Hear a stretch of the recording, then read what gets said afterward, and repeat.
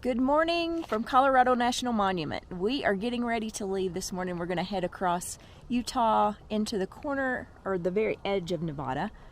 Right. We're going to one of the more remote national parks in the national park system.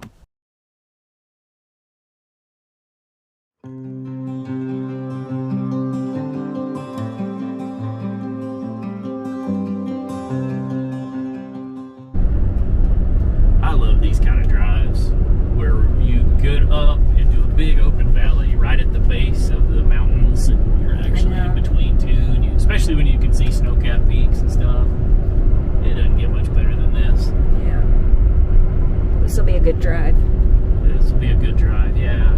We're in Utah right now, and headed towards our next destination. We're still, about 3 hours away.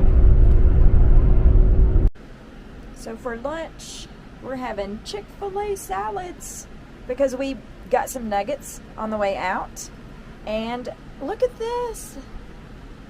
I found this at the neighborhood market, avocado lime ranch, which is our favorite. And then we are going to have a half sandwich to go with it.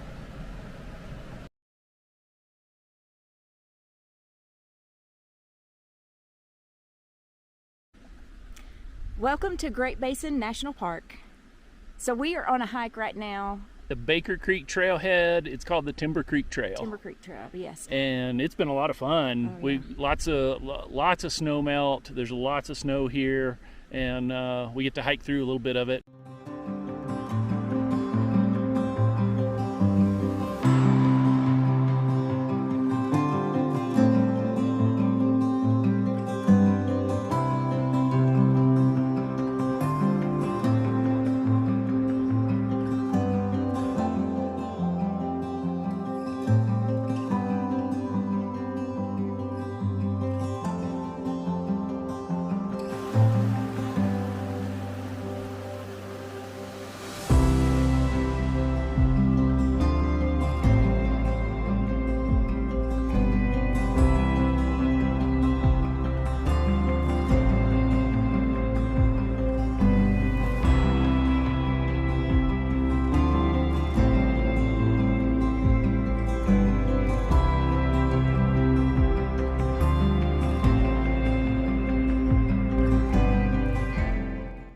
We arrived late in the day on a Friday, and we expected all of the campsites here at Great Basin are first come, first serve. The most common, or the ones that you'll hear about if you read about, Upper Lehman and Lower Lehman. What I would tell you is Lower Lehman is well more suited for campers. Upper Lehman is tight. There were some campers there, but I don't know how they got in there. It is tight, really tight. Unfortunately, though, whenever we got there, they were both full. So the visitor center pointed us to Baker Creek Campground. It's about 3 miles down a gravel road, pretty good road, but definitely get some elevation up there, and you're camping above 7,500 feet. And we got the best campsite since the Grand Tetons. We scored well. First night we didn't have a good one, but we got it on the second night, and it's right by Baker Creek, and we're going to sleep like babies tonight after this hike and all of the other things that we've done today.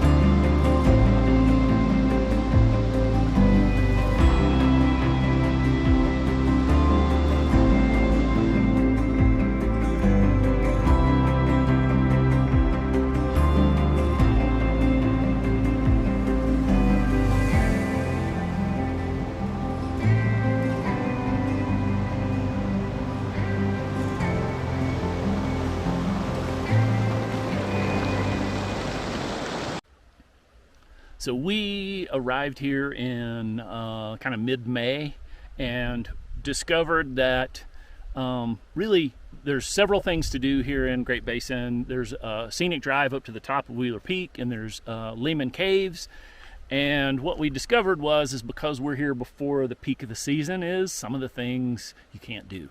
The road to the top of Wheeler Peak, or to the Wheeler Peak Campground rather, is closed.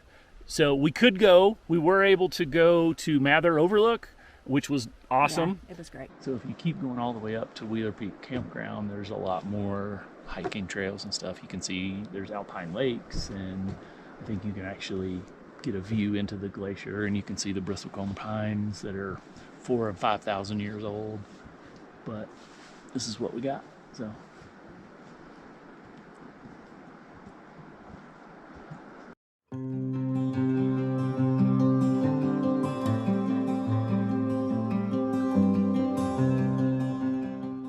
and then we actually took our bike and rode up about a mile past there, where they had plowed but not opened it yet to cars. Yeah, we wanted to make it, as far as the snow was covering the road, so we did make it that far. Yeah, and it was only about a mile or so up.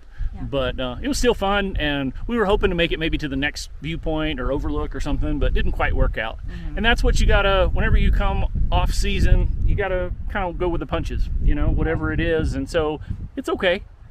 The other thing, go ahead. And the park ranger said the best time to come is in September, because everything is open, the aspens are changing colors, and it's just really pretty. So we were also able to do Lehman Cave, which we lucked out, and there was a little bit of drama concerning that cave. Yeah, so you can reserve spots on the for the cave tours. They have two tours, a 60-minute and a 90-minute, and you can reserve them online. I missed the whenever it was opened available, and so they were sold out. And so we thought we'd try our luck, and we're hoping that maybe we could just get an add-on and walk in. So the way they do it is a little weird, but ultimately we got put on a waiting list and was able to go on the early morning 9 a.m. tour. It was a 60-minute tour. The one thing that's unique about this cave is, what are they called? Cave shields? Yeah, cave shields. And that's a unique formation that this cave has more of than any other cave anywhere. So they said they have like 500 of them, and they're everywhere. And normally these formations only have, in other caves, there's like 3 or 4 or 5 total that have been discovered. So yeah, it was fun to kind of spot them, point them out, and count them and stuff.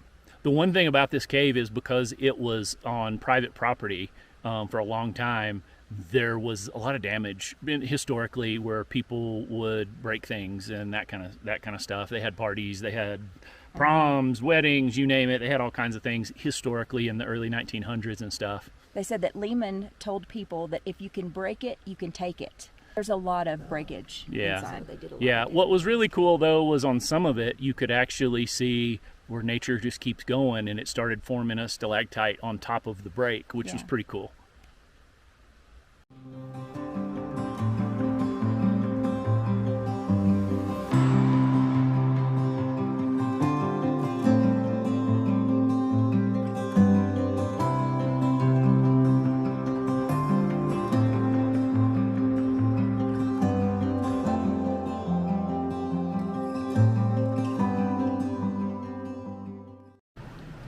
Okay, I did not bring my air fryer this trip, so we are going to try some skillet biscuits. Wish me luck. They look more like a biscuit pancake, so we'll see if they taste good.